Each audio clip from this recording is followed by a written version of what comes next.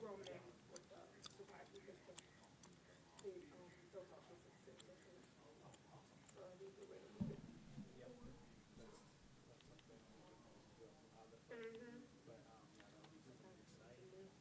The fact that the Walmart's open, so after the interview, we can just shoot over there and get some footage of the store being back open.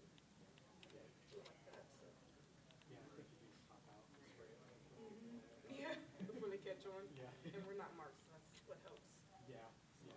And usually they don't start messing with them when you start talking to customers. Yeah. And especially with having the mom, I don't feel like we need, access.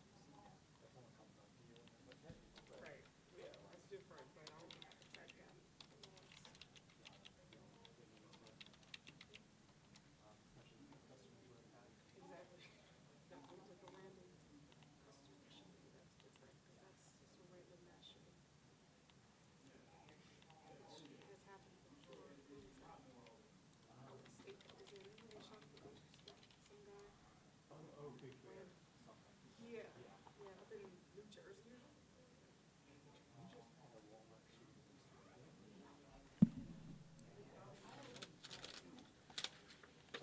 Oh, you know what? That might have been where you played. Yes, I think that it was. Thanks so much for being with us here on Atlanta News First Plus. You know, we continue to follow what's happening at the Covington Walmart, reopened today after police say an employee targeted 3 of his coworkers early Friday morning. Atlanta News First senior reporter Patrick Quinn shares a timeline of that deadly shooting spree. 4200 Salem Road. We have a Walmart associate. They just got shot. The frantic moments after the Newton County Sheriff's Office said 24-year-old Walmart employee Dwayne Ida went to his car, grabbed a gun, walked back into the Walmart after hours, and allegedly shot 2 coworkers. He's on the floor right now. He's bleeding out. Officials say 21-year-old Caleb Barksdale died. Another employee, 29-year-old Ryan Bradley, taken to the hospital but is expected to live. But the chaos continued out of the Walmart and into the Covington community about a mile away along Emerson Trail. Police say Ida broke into the home of another employee, 19-year-old Akilah Clark, panic as Akilah's sister called 911. Somebody came into my house and shot my sister. Clark's mother told us her daughter came running into her room screaming that a man was coming in. Her mom shared with us the life-changing moments that followed. Like I said, shot through the bedroom door, charged through the bedroom door, and he applied about 7 to 8 shots, and that was it. And he ran down the stairs, and that was it. Just hours later, a balloon release in honor of Akilah Clark, who died of her injuries. After allegedly shooting Akilah, police say Ida then drove off to South Carolina, where along the interstate he shot himself in a standoff with law enforcement. Police still investigating exactly what happened and why. From what we can understand is all 4 of them were employees here at Walmart. All 4 of them are acquaintances. Patrick Quinn, Atlanta News First.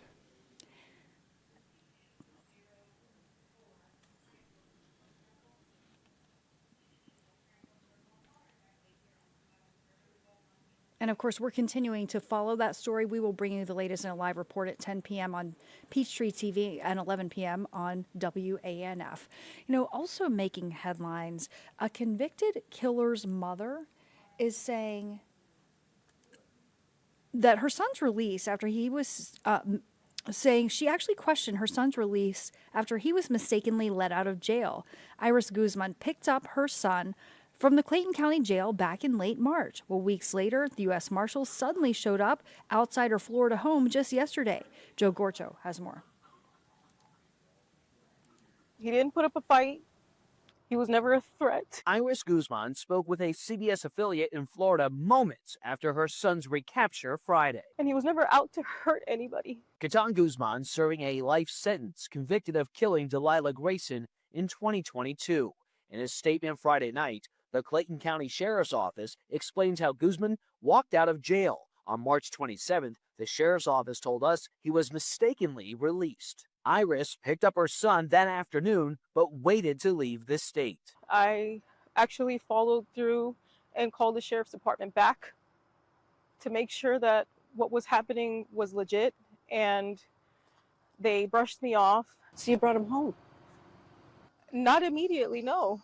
I made sure, I stayed behind and made sure that what I was doing was correct. Believing her son was in the clear, Iris says she took him back to her Florida home. He was never hiding. He was never on the run. Clayton County Sheriff Levon Allen discovered her son's inadvertent release on April 8th, almost 2 weeks after it happened. Shortly after, Allen said all of the fugitive experts convened at the Clayton County Sheriff's Office, formulated a plan, and launched the search for Guzman. And then on Friday, this photo shows the U.S. Marshals recapturing Guzman at his mother's home. The ordeal left the victim's family in disbelief and fear. To me, it just opens up the wound again, and it really just freshens it over again.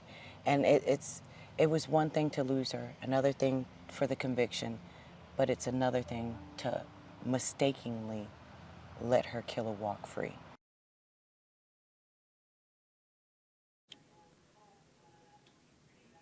Joe Corcho with that report. Okay, let's talk about tariffs. You know, the country's trade war with China getting even bigger now. Leaders in Beijing say that they're raising tariffs on U.S. goods to 125%. It comes after President Donald Trump issued a 90-day pause on most tariffs except for China, which he raised to 145% after they issued their own retaliatory tariffs. Well, 2 in 3 Georgians are now really concerned about this.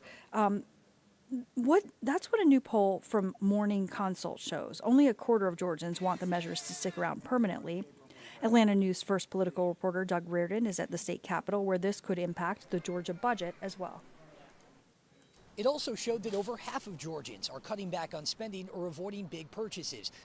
The vast majority of people polled also said lawmakers should focus more on tackling inflation than tariffs. Only 1 in 5 voters say they're willing to accept higher prices for more than a year to see the potential effects of these tariffs. Only a quarter of Georgians said they wanted to see these tariffs stick around permanently. Tucker Balch, a finance professor at Emory University, says Georgians are already seeing the effect on their wallets. There's going to be continued pressure on prices for just about everything we buy. So the unavoidable impact is a continued rise in inflation for most people in the United States. And another takeaway from this poll as we get closer to the 2026 midterms, half of voters said they would support a congressional candidate who does not support new tariffs. That included a third of GOP voters. At the state capitol, Doug Reardon, Atlanta News First.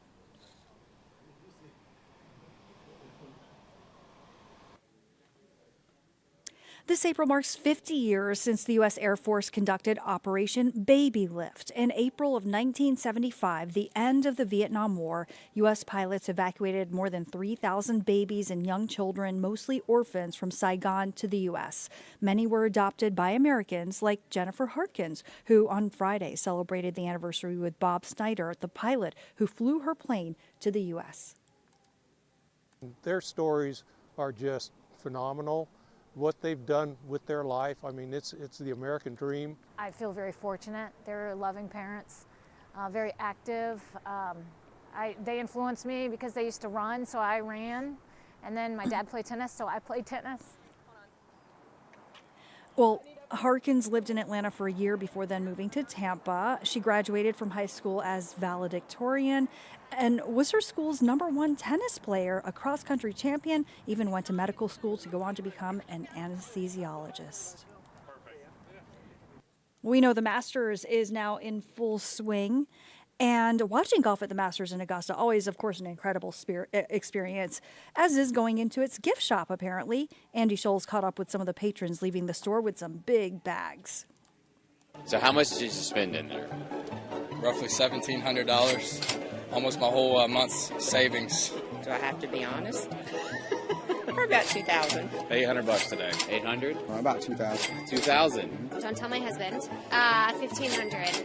$2,000, and it's not for anyone but us.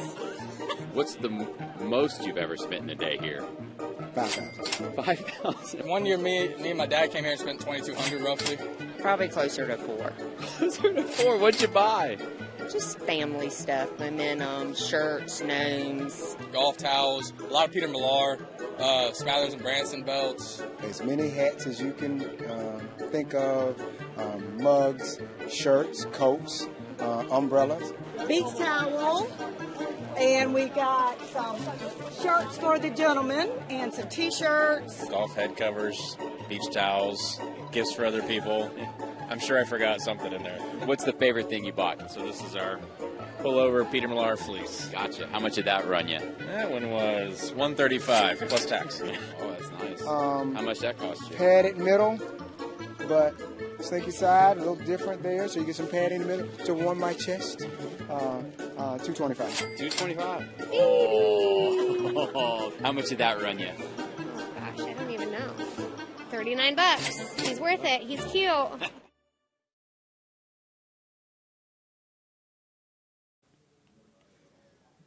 And our tickets to the St. Jude Dream Home giveaway are selling fast. You definitely don't want to miss your chance to win a brand new home and other really cool prizes. The Providence Group and their building partners signed off for a third year of this campaign. They build the home at no cost to St. Jude Children's Research Hospital, meaning all the money goes to charity. Atlanta News First anchor Tracy Hutchins found out why they do it. 1, 2, 3, dig! It's all hands on deck to break ground and build the 2025 St. Jude Dream Home. It takes a lot of heart to do it, too. The kids are unbelievable, and, you know, their hearts and dealt a bad card in life. It's great just to see what they can do, and just amazing. A family never receive a bill when they come to St. Jude. There's plenty of passion behind the Providence Group of Georgia and their builder partners for a third year in a row. They're making sure all the money raised during the Dream Home giveaway goes directly to St. Jude Children's Research Hospital and the children treated there.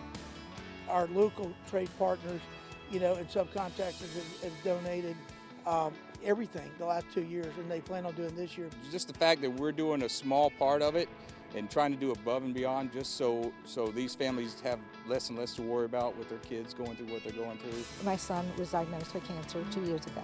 He's a survivor. He's doing great. So you always want to get involved with things that touch your heart. World to do it. We're very blessed. North Georgia Brick's been blessed. We want to pass it on to everybody else we can.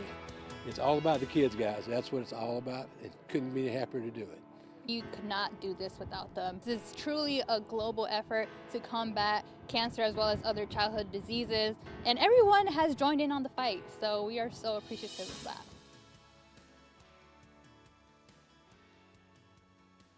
So if you want to help this amazing cause and enter for your chance to win the Dream Home or one of the other prizes, go to atlantanewsfirst.com or our free mobile news app to find out more information. Thanks for joining us. Now back to Local News Live.